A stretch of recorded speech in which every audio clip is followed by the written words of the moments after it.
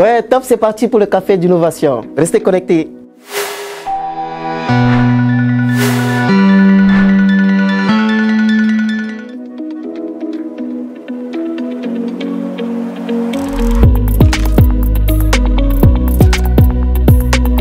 Merci pour l'occasion que vous m'offrez. Je suis Tindebe Emmanuel. De formation, je suis un ingénieur de travaux en électromécanique et j'ai aussi suivi une formation en production animale.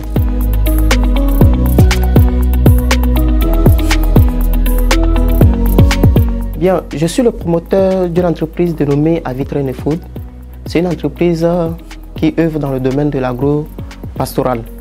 Alors, dans notre activité à nous faisons dans l'élevage de poulets, de lapins, dans l'agriculture, c'est-à-dire les cultures maraîchères et l'arboriculture. Ici, nous voudrons inciter les jeunes et les femmes à faire carrière dans le secteur avicole et agricole afin de répondre à l'autosuffisance alimentaire.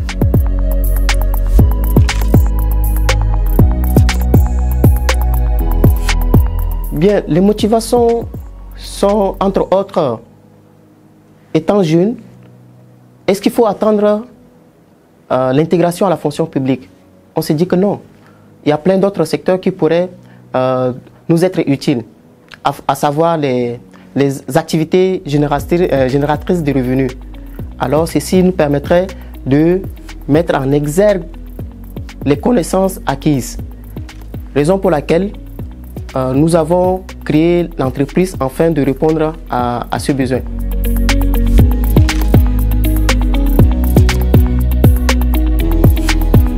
Notre entreprise, nous sommes une équipe et déjà parmi nous, il y a certaines personnes qui ont reçu une connaissance à la ferme école de Songhai. Nous essayons de fabriquer, de concevoir des couveuses pour mettre à la disposition des aviculteurs. Ici, dans notre ferme, nous avons installé une serre pour nous permettre la culture de la tomate en toute saison. Voilà un peu l'innovation que nous avons apportée à notre activité.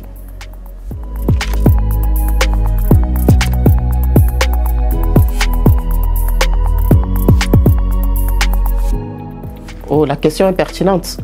Comme vous savez, tout entrepreneur fait face à une difficulté. Nous avons rencontré des difficultés, entre autres les maladies ou soit les épidémies. Mais la difficulté la plus majeure, c'est le manque de financement. Jusqu'à présent, nous évoluons avec nos fonds propres. Alors, qu'est-ce que nous avons mis en place? C'est dire, nous avons essayé de diversifier nos activités. On ne veut pas seulement se focaliser seulement sur l'élevage de poulets, mais nous essayons de diversifier, c'est-à-dire nous mettons aussi, nous nous focalisons aussi sur les cultures maraîchères, sur la vente de fruits et les formations que nous essayons de partager avec le public tchadien.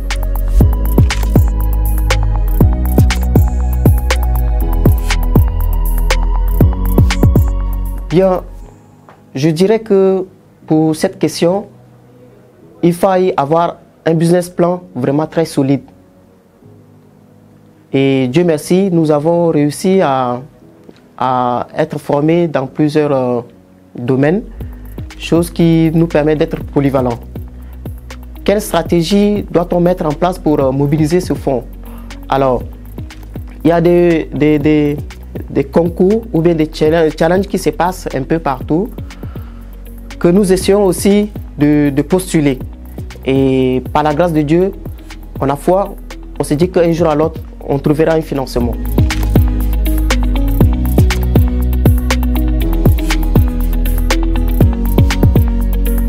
Déjà, Avitrain Food est une petite entreprise encore. Alors, nous avons l'ambition d'ouvrir une ferme école afin de permettre à ce que la jeunesse tchadienne puisse s'intéresser à l'activité liée à l'agriculture et à l'élevage.